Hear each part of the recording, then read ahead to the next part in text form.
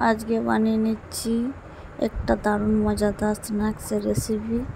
তো এই বৃষ্টির দিনে অবশ্যই বাড়িতে বানিয়ে খেলে খুবই ভালো লাগবে। আজকে বানাবো চপ, তার জন্য আলু সেদ্ধ করে নিলাম, আর এখানে বেসন আর নুন, এর সঙ্গে আমি একটু চালের গুঁড়ো, কালো জিরে সব কিছু অ্যাড করে দিচ্ছি। পেঁয়াজ কাটা হয়ে গেছে, এদিকে আদা রসুন সব কিছু ছাড়িয়ে নিয়েছি, আর এদিকে আমি বাদাম নিয়েছি। এরপর যা যা লাগে সেগুলি দেবো।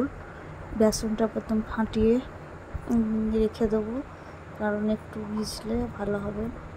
তো এর সঙ্গে চালের গুঁড়ো অ্যাড করে আমি ভালো করে জল দিয়ে ফাটিয়ে রেখে দিচ্ছি।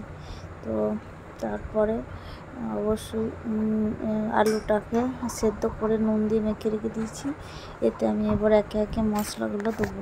তো প্রথমে একটা কড়াই বসিয়ে নেবো। কড়াইতে আমি পেঁয়াজটা হালকা লো ফ্লেমে ভেজে নেব।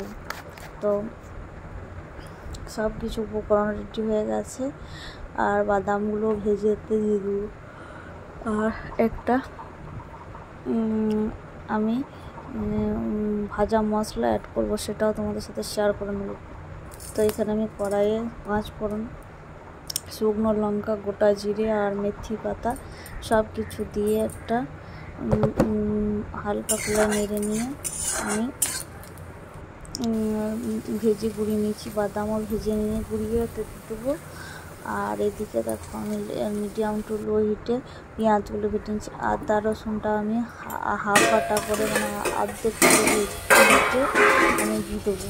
তো এটা একটু নরম হওয়া পর্যন্ত অপেক্ষা করবো। আর আলুটা কিন্তু আমি গরমে আমি মেশাবো না, কারণ চ্যাট করবে। তার জন্য আমি মেখে রেখে দিচ্ছি। ওর মধ্যে আমি সমস্ত মশলা অ্যাড করে মেখে নেবো। মেখে নেওয়ার পরে আমি সমস্ত মশলা মেখে নেওয়ার পরে ডো তৈরি করে নেবো। আস্তে আস্তে ডো তৈরি করে নেওয়ার পরে ওটা আমি বেসনে কোট করে তেলে ছাড়বো। তো এইভাবে করলে পরে অবশ্যই চপটা খেতে ভালো লাগে। কী পদ্ধতি করে অবশ্যই জানাবে। তো আমি তো যেমন জানি তেমনই দেখালাম। তো কেমন লাগলো অবশ্যই জানাবে ভিডিওটি, আর অবশ্যই বাড়িতে ট্রাই করে দেখতে পারো। খুবই মজাদার রেসিপি। তো ভালো লাগলে অবশ্যই লাইক কমেন্ট শেয়ার করবে, সাবস্ক্রাইব করতে ভুলবে না।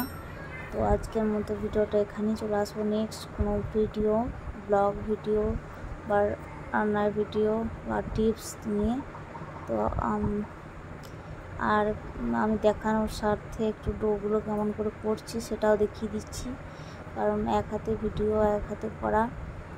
তো ব্যাস আগে চ্যাপটা করে নিচ্ছি লেচিগুলো, দিয়ে এবারে গরম তেলে ছাঁকবো। তো এইভাবে প্রত্যেকটা করে নিলাম। এরপরে আমি এগুলোকে গরম তেলের মধ্যে ছাঁকবো। তো এইভাবেই আমার চপের পদ্ধতি তৈরি করলাম। তো দোকানে আরও ভালো শেপ দেয়, ঘরে যেহেতু খাবো সেহেতু কোনো শেপ দিচ্ছি না খুব একটা। তো এইভাবে বেসনে কোট করে আস্তে আস্তে দিয়ে দিলাম, এবার ছাঁকলাম। তো হেভি মচমচে হয়েছে।